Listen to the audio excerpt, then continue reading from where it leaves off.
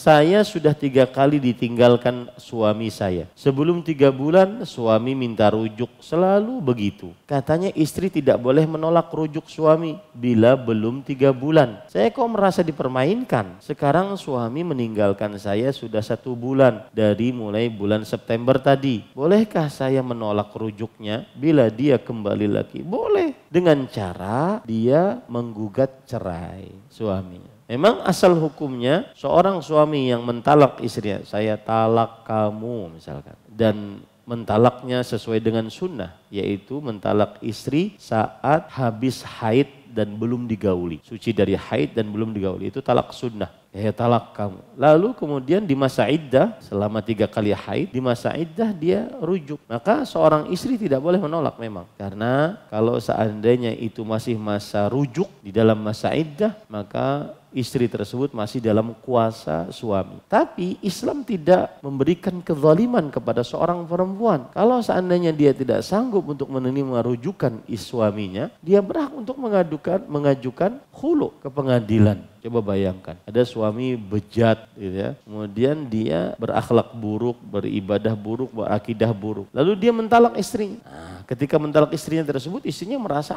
nyaman. Alhamdulillah ditalak, tidak susah-susah untuk menggugat cerai. Ternyata sebelum masa iddah selesai, dia rujuk istrinya. Nah, ketika rujuk tersebut, sang istri tidak bisa menolak. Karena sang istri masih di bawah kekuasaan sang suami. Dia rujuk istrinya. Lalu kalau seandainya berarti dipaksa dong istri pada saat itu dia untuk menerima. Nah, makanya saya katakan salah satu caranya dia gugat cerai suaminya agar dia tidak mendapatkan kezaliman dari suaminya. Nah, maksud saya. Jadi memang hukumnya jika suami merujuk dalam masa iddah itu sang istri tidak boleh menolak. Nah, sang istri bisa menolak dengan cara bagaimana? Dengan cara dia menggugat cerai suaminya. Tidak mau dirujuk. Dia gugat cerai suaminya. Nah, seperti itu. Dan ini pertanyaan ini agak aneh ya. Saya ditinggalkan suami. Ditinggalkan ini dalam kasus apa gitu? Apakah dia talak ataukah dia tinggalkan begitu saja? Kemudian anehnya lagi sebelum 3 bulan suami minta rujuk. Berarti itu kan apa? Cerai. Sang suami mencerai istrinya. Sedangkan cerai itu ada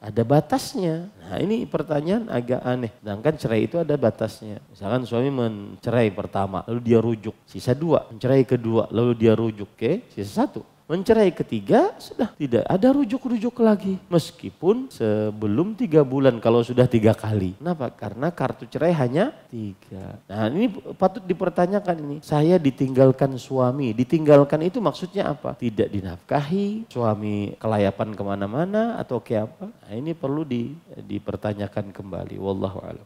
Terima kasih. Jazakumullahu khairan wa barakallahu fikum.